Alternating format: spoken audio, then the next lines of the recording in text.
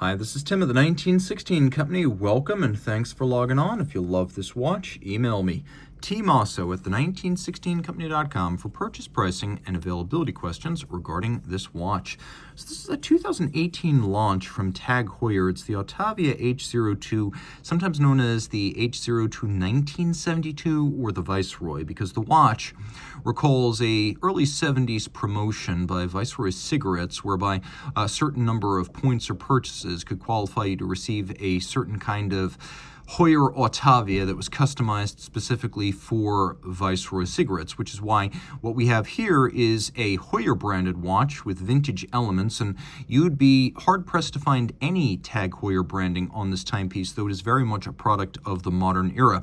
And this watch is better built than the original, technically more interesting, and far less hazardous to your health, though it is large in the modern sense at 42 millimeters in diameter in stainless steel. You can see from lug tip to lug tip, 50.3 millimeters, which is actually smaller than I expected, 15.9 millimeters thick. There's a 21 millimeter spacing between the lugs. We'll throw it on my wrist, which is 16 centimeters in circumference. It certainly has presence and personality. You can see it's a large watch, and I'd say it's probably for a wrist my size or larger. I probably wouldn't recommend this for a wrist smaller than mine, although I think it wears just fine on my wrist. Here's your down the barrel shot. Here's your over the top. And your cuff shot, which confirms you're probably good to go with jackets, maybe not the tightest of dress sleeves. The watch features a lovely utility style strap, which is to say whether you're a race car driver or a pilot, this combination of black calfskin, thick cut with a contrasting stitch is apropos. And of course the Autavia, automotive and aviation, it is sort of a hybrid sports watch serving the needs of both. So having a pilot or driver aesthetic to the strap, well, that suits this watch just fine. You can see they're not shorting you the leather, and this actually recalls Breitling in some regards, where the amount of leather used is so generous it almost feels like something you'd find on a much more expensive watch. The cuts are thick, and you can see it's sheer cut in profile, black lacquered for refinement, calf on the bottom. It's a strap in outstanding condition. You can see that it too is Heuer branded. The buckle is Heuer branded. You'd be hard pressed to find any part of this watch that actually says Tag Heuer on it. Taking a look at the buckle itself, again, you've got that nostalgic badge. They seem to understand that there's quite a good deal of nostalgia for Heuer, less so for technique d'avant-garde, though I do think that when the children of the 80s and the 90s become dyed-in-the-wool vintage collectors, Tag itself will make a comeback as a vintage appeal. For now, though, we speak to the Heuer era.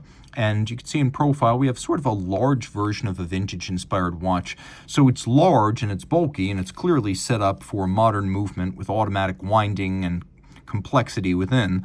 Also a long power reserve, but we do have this sort of sheer case band, squared off lugs, minimal beveling. It does have a vintage aesthetic, even if the proportions aren't specifically vintage.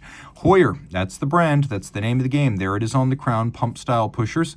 A distinctive period evocative, bidirectional rotating, 0 to 12 hours. So what you can actually do here is, if you are, for example, racing the 12 hours of Sebring, you just line up that index with the hour hand, there you go. And then you can time shorter increments with the chronograph. Some of these specific choices, like the red accents, are evocative of the Viceroy model. And you can see we've got a little bit of photina going on in here, which is also evocative of antiquity. We've got a matte black dial base, which is anti-reflective, very stripped down, another element of the vintage aesthetic with reverse panda coloration of silver white on a black dial. We do have faceted applique indices, which give us a nice upscale aesthetic, and the classic sporting tritone of red, black, and white, which has been seen on so many classical sports chronographs over the years. You can also see we have a polished frame for the date, which is a nice element of refinement, and these radial style extended seconds and minutes indices around the dial. We'll fire everything up again. This is a vertical clutch chronograph, so it engages smoothly without any jump or stagger. Also a column wheel. You can see it in red at the top of the movement. Very crisp and snappy one at that. I'm impressed. 4 hertz beat rate, 33 joules, automatic winding, 80-hour power reserve. We've got a stop seconds function, so hacking. If you pull the crank out, we also have a quick set for the date. Column wheel and vertical clutch. And again, the vertical clutch has other benefits, not just smooth engagement. If you want to leave your chronograph running full-time for aesthetic reasons, some people just like having a center seconds hand, you can do that, because with the vertical clutch, there is no additional wear and tear. The movement at over 30 millimeters is properly sized for this case. For the most part, it is mechanically finished and orthodox in that regard, though it is attractive. And you can see that we've got a unique regulator where we have Edicron for fine adjustment, as well as bead error correction. But then we've also got a proprietary micrometric screw adjustment paired with KIF shock protection. And KIF plus Edicron with a proprietary regulator is an unusual trifecta. You can see this is a 33 joule movement. And then we've got this lovely black rotor. On the back it says Autavia. You can see we're 100 meters water resistant. You're good to go if you want to swim with this. Just put it on a water resistant strap. And the aesthetic of the movement is very much a modern one. So we're not really looking at something that would have been familiar to the race car drivers or cigarette and tobacco enthusiasts to the early 70s. But that's okay because we're onward and upward. The materials themselves, the watch quality has improved dramatically. And hopefully these days you've at least cut down on your cigarettes to a few a day, hopefully none. But if, for the sake of nostalgia, you want to burn one down in honor of the Heuer Autavia Viceroy, I won't tell anyone.